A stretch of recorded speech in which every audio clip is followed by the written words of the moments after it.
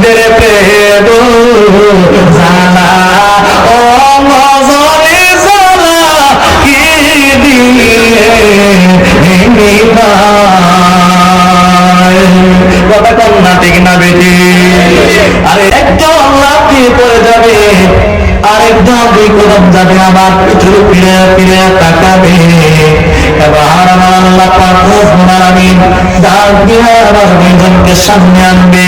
দুইজনকে সামনে আইন আল্লাহ ডাক দিয়ে বলবে, তোমরা একজন আমি হুকুম দিয়ে মাত্র আপনি জাহান্নামে পড়ে গেলাম, আরেকজন দুই কদম যাওয়ার পরে আবার পিছনে দিকে তাকাইয়া তাকাইয়া তাকাও। এর কারণটাকে আমার বলো। এবার যেই মাত্র দুইজনের প্রথম জন বলবে, যে লোকটা লাফ দিয়ে জাহান্নামে পড়ে গিয়েছিল, ওই লোকটা ডাক দিয়ে বলবে, আল্লাহ 70 বছর আপনার নাফরমানি করেছি, 60 বছর আপনার নাফরমানি করেছি, কোনদিন আপনার হুকুম মানি না, কোনদিন আপনার ইবাদত করি নাই, আজকে আপনি আমারে বললেন আবার জাহান্নামে যাও। মনে মনে ভাবছিলাম আল্লাহ যেহেতু জাহান্নাম থেকে আমাকে তুলে এনেছে, মনে হয় আল্লাহ আমাকে মাফ করে দিবে, কিন্তু আল্লাহ যে হুকুম দিয়ে আবার জাহান্নামে যাওয়ার জন্য, যেহেতু আপনি বলছেন জীবনে কোনদিন আপনার হুকুম মানি নাই, এই জন্য আজকে আপনার হুকুম অমান্য করবো না।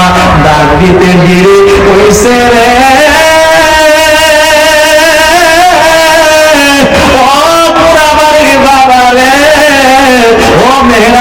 বন্ধুরা রে আমার, ও মনি রহমাতুল্লাহ বন্ধুরা, ও মার কোটার বাবারা, ও আশিকিন জাকিরিন বন্ধুরা, ও বন্ধুরে, এই দুনিয়া টাকার জায়গা না, চলে যাওয়া লাগবে একদিন কবরে। কবরে যাওয়ার আগে ইমানটাকে মজবুত করো, কবরে যাওয়ার আগে দাড়িটুকু নাম্না করো, কবরে যাওয়ার আগে পাঞ্জাবি করে অভ্যাস করো, কবরে যাওয়ার আগে মসজিদে গিয়ে নামাজ পড়ে অভ্যাস করো। যেদিন চোখের সামনে চলে আসবে ওইদিন কিন্তু আর 1 সেকেন্ড সময় পাওয়া যাবে না। ওই দিন যদি আপনি বলেন আল্লাহ আমি তো 8 কোটি টাকার মালিক, ও আপনার তোমার 1 কোটি টাকা দিয়া দিব, আমার আর 1 ঘন্টা সময় দাও, সময় দিব রে বাবা, না না সময় দেওয়া হবে না। এই দুনিয়াতে আসার সিরিয়াল আছে, যাওয়ার সিরিয়াল নাই। কবরটা বড় সাংঘাতিক, আজরাইল বড় সাংঘাতিক। ওই কবরে চিরদিন আপনাকে আমাকে টাকা লাগবে বন্ধু, কবরের প্রতি সংরক্ষণ করো। চিরদিন কেমনি কবর থাকবে একটু চিন্তা করো। আল্লাহ রাব্বুল আলামিন ডাক দিয়া বলে, তুমি কেন দৌড়াইয়া করলা? আল্লাহ আপনি হুকুম করেছে, দুনিয়ার জিন্দেগিতে আপনার হুকুম মানি নাই, এই জন্য আজকে আপনার হুকুম অমান্য করলাম না। আপনি বলা মাত্র জাহান্নামে আমি লাফিয়ে পড়ে গেলাম।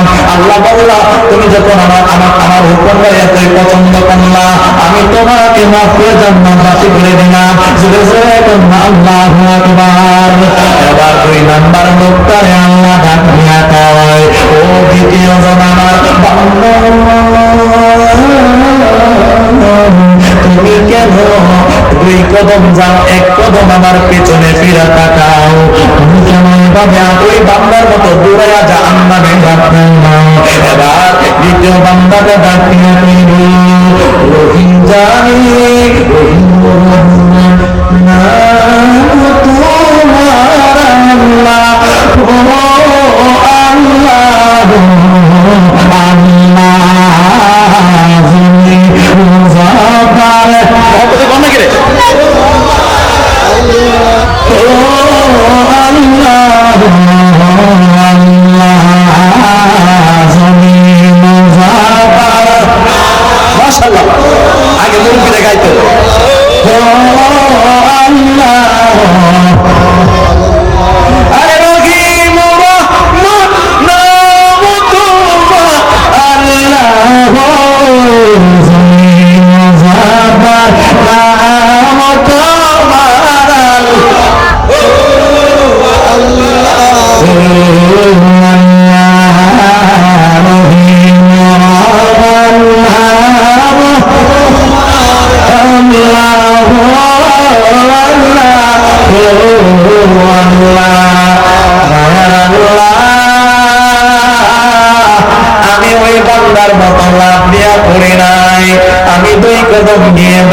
পিছনে ফিরা তাকায়, বারে বারে পিছনে ফিরা তাকায়, দেখি আমার আল্লাহ মায়া লাগে, আল্লাহ আমারে ডাক দেয়নি, আল্লাহ আমারে বলেনি, আবার করে মাফ করে দিলাম। যায় দেখি এমনি যায়, দুই কদম ফিরে ফিরে তোমার দিকে তাকায়, দেখি আমার আল্লাহর মায়া লাগেনি। আল্লাহ তুমি তো কোরআনে বলেছো তুমি গফুরুর রহিম, তোমার মায়া তুমি দয়া, তোমার তো দুইটা নাম আছে, একটা হইল রহিম আর একটা হইল রহমান।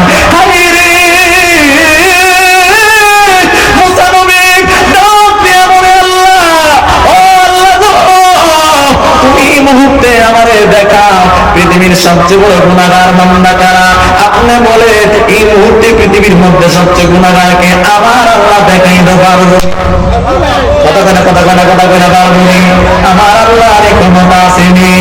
এবার মুসা নবী ডাক দিয়ে আল্লাহ আপনি আমারে দেখান এই মুহূর্তে পৃথিবীর ভিতরে সবচেয়ে গুনাহগার বান্দাটা কেনা? এবার ও যুবকের দল, আল্লাহ বলে মুসা নবী গো, মুসা পয়গম্বর, তুমি আসরের নামাজের পরে মাগরিবের আগে রাস্তা তুমি কি করবা? সকালবেলা যখন আযান দিবে সকালবেলা তুমি রাস্তা দিয়া দাঁড়াইবা, যেই লোকটা সর্বপ্রথম রাস্তা দিয়া যাইব সেই লোকটা এই পৃথিবীর মধ্যে সবচেয়ে বড় গুনাহগার। মুসা নবী দেরি করে নাই, সকালবেলা রাসূলের সাদিকের আগে এই রাস্তার ভিতরে দাঁড়ায়া রইল। এবার দাঁড়ায়া সবচেয়ে বড় গুনাহগার বান্দা দেখার জন্য অপেক্ষা করলো। এবার যেই মাত্র সকাল হইয়া গেল, একটা পুরুষ মানুষ তার একটা বাচ্চারে কোলে নিয়া এই রাস্তা দিয়া যেই মাত্র হাইটা যায়, মুসা নবী দুই নয়ন দিয়া তাকায়া রইল। এই লোকটাই বুঝি পৃথিবীর মধ্যে সবচেয়ে বড় গুনাহগার। জ্বালাইতে কতক্ষণ, নিবাইতে কতক্ষণ, জানি দয়ালের দয়ার অভাব নাই, জানি মেহরানি শাহ মায়ার অভাব নাই। ও মুজালা রে জালা কি দিয়ে নিবায় আমার মুর্শিদের প্রেম। মুর্শিদ আছে খারাপ লাগতেছে, আমি আগে লাইলা বান দিয়ে আস্তে আস্তে গঠন বলে আমার বাজানে আব্বার কাছে বাজান একটু সালাত এবং নামাজের বিষয়ে আলোচনা করবেন, যেহেতু উলি আল্লাহ দরকার সবাই একটু সম্মান, উলি আল্লাহর নজরের দরকার আছে। কথা ঠিক না? আমার কষ্ট হয়ে যাচ্ছে, কষ্ট হয়ে যাচ্ছে, একটু তাকবীর দেওয়া যাবে, হাতে তোলা যাবে একটু। নারায়ে তাকবীর, তাকবীর ভাই আর ঘুরে দিব, নারায়ে তাকবীর, নারায়ে রিসালাত, আহলে সুন্নাত ওয়াল জামাত, আহলে সুন্নাত ওয়াল জামাত। উলি আল্লাহ যেখানে, উলি আল্লাহ যেখানে, উলি আল্লাহর দুশমন যেখানে আছেন আছেন না হবে না কেন? ঠান্ডা গায়ে এটা এমন কষ্ট পাওয়া যায়। এবার চলমনে কথা একটু কোয়ালে, হ্যাঁ কি দিয়ে দিবারে জালা ও মজালা রে, এটা আবার ওই জ্বালা না, তোমরা কোন জ্বালার কথা বলেছো? এটা কেমন জ্বালা যে আমি আল্লাহর ওলির দরবারে গেছি, আমার ভিতরে নবী দেখা আয়না ফিট করে দেব। আল্লাহ দেখা নাই না, আমার ভিতরে যন্ত্রণা শুরু হয়েছে, আমি নবী না দেখা পারতাম না, আমি রসুল দেখে যাবো, যেহেতু মেহরাজ দরবারে আসছি। আপনি যদি উলি হয়ে থাকেন আমাকে বুড়া তোমার ভিতরে আমার নবীর অবস্থা দেখায় দেন, তোমার নবী দেখায় দেন। কথা বলা ঠিক না? কি মুর্শিদের পাগল হইলে, মুরিদের মুরিদ হইলে, হাতি পীরের মুরিদ হইলে চিন্তা নাই।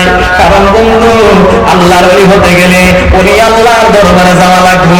যুগে যুগে কালে কালে যারা ওলি আল্লাহর বিরুদ্ধে করেছেন আর হাত মানছে না, পাও করছে না, হাও হাত করছে, আল্লাহ পাক বিচ্যুতি করে দুনিয়াতে নিচে। কথা কোন ঠিক না বুঝি? আরো কোন ঠিক না বুঝি? এবার সেই মাত্র মুসা নবী দাঁড়ায় দেখতাছে একটা লোক রাস্তা দিয়া হাইটা যায়। এবার বুঝতে পারছে লোকটা বুঝি সবচেয়ে বড় গুনাহগার। এবার গুনাহগার তো দেখছি, এবার প্রশ্ন করলেন নবী তো, নবীদের দোয়া কবুল হয়, বদদোয়া কবুল হয়, দোয়া করলে লাগে, বদদোয়া দিলেও লাগে। এবার যেই মাত্র এবারে মুসা নবী আবার প্রশ্ন করেন, আল্লাহ আজকে দিনের মধ্যে আপনারা দেখা দিব সবচেয়ে পৃথিবীর মধ্যে এই মুহূর্তে সবচেয়ে নেককার ব্যক্তিকে। সুবহানাল্লাহ বলেন। আল্লাহ পারেনি? কথা বলেন, পারেনি? এই ক্ষমতা আল্লাহর আছে? যে মুসা নবীর আল্লাহ কি এখন আছে? আছে। আমার পরে কিয়ামত পর্যন্ত থাকবো, কিয়ামতের পরে থাকবো। তো মুসা নবী ডাক দিলে শুনে, মেহরান এসে ডাক দিলে শুনে, কেল্লা বাবা ডাক দিলে শুনে, আমি ডাক দিলে আল্লাহ কি শুনে না? কিন্তু আমি শুনি না। কথা কোন ঠিক না? আমি দেখি না, আমার চোখ কানা, চোখ করেও দেখি না, কান আছে কান করেও আমি শুনি না, আমি অন্ধ, আমি বধির, আমার মন, আমি ওই যে আমি আমার বাজারের স্টেজ ওঠার আগে বলছিলাম, আমরা নেশায় আসক্ত হয়ে গেছি। কেউ মদ খায়া নেশাও, আর কেউ মদ না খায়া নেশার মধ্যে আছে, ঠিক নেই? মদ যে খা তারও তো নেশা ভাঙ্গে, ভাঙ্গে না? আমার কথার উত্তর দেয় না, ভাঙ্গেনি ভাঙ্গেনি। তিনি মদ খা তারও তো নেশা ভাঙ্গে। কোন একটা সময় মদ খাওয়ার পরে দিনের বেলা দেখবেন কোন একটা সময় ঘুম থেকে উঠলে তার নেশা ভাঙ্গে, নেশা থাকে না। কিন্তু আমরা তো এমন নেশা আমরা ধরছে, আমরা এই নেশা তো আর ছাড়ে না। আমরা নেশায় বিমূঢ় হয়ে আমরা 40 বছর হয়ে গেল কোন একটা দিন ফজরের নামাজ জামাতে পড়লাম না। আমরা খুব নেশায় আসক্ত হয়ে আছি। আরে আমাদের মধ্যে মদ খুলের নেশা বালা, তার নেশা ছাড়ে।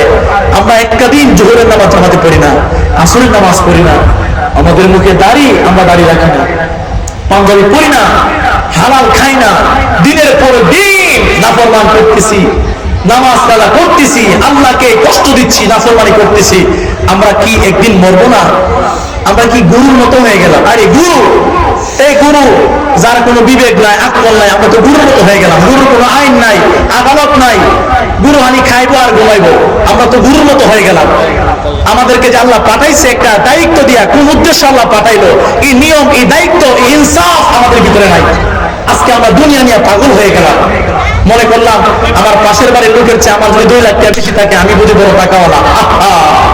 আমার 5টা ছেলে আমেরিকা থাকে আমি বুঝি টাকাওয়ালা। আমার 5তলা ফাউন্ডেশন বাড়ি আছে আমি বুঝি ধনী। আসল ধনী তো হয়েছে আল্লাহ বলিরা, সুবহানাল্লাহ করা গেল।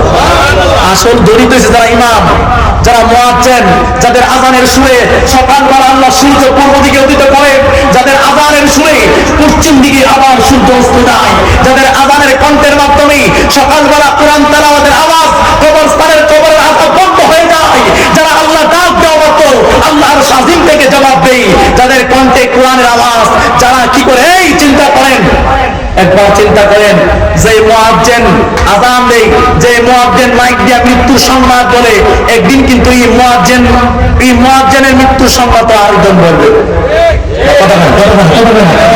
যে ইমাম 40 বছর আপনার এলাকায় ইমামতি করে জানাজার নামাজ পড়িয়েছে, একদিন কিন্তু এই ইমাম সাহেবের জানাজাও আরেকজন হুজুর পড়বে। চিন্তা করা লাগবে।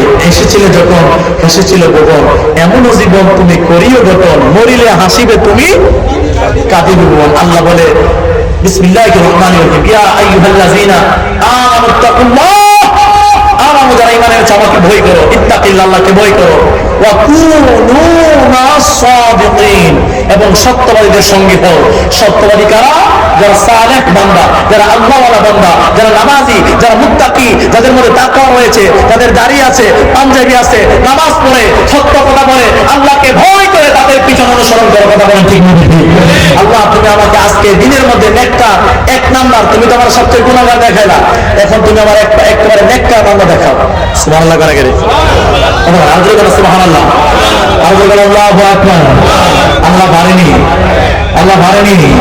সংসার সংসার কইরা হবে গো,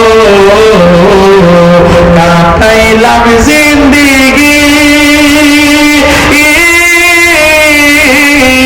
যাই না সই না করলাম না বন্ধু রে, মাওলার বন্দেগি রে, মরে জীবন গুনায় গুনায় গেল রে। কথা কন্যা ঠিক না বিধি? আল্লাহ ডাকিয়া কই মুসান্দি,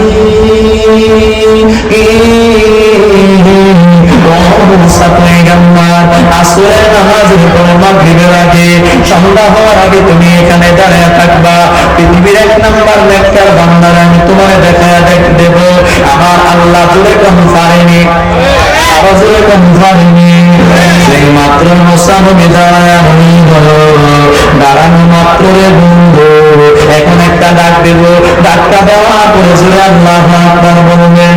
মুসা নবী দাঁড়ায়া দাঁড়ায়া দেখে সকালবেলা যে বান্দাটারে যে ব্যক্তিটারে এই রাস্তা দিয়া গেছে গুনাহগার, মুসা নবী মাগরিবের আগে তাকায়া দেখে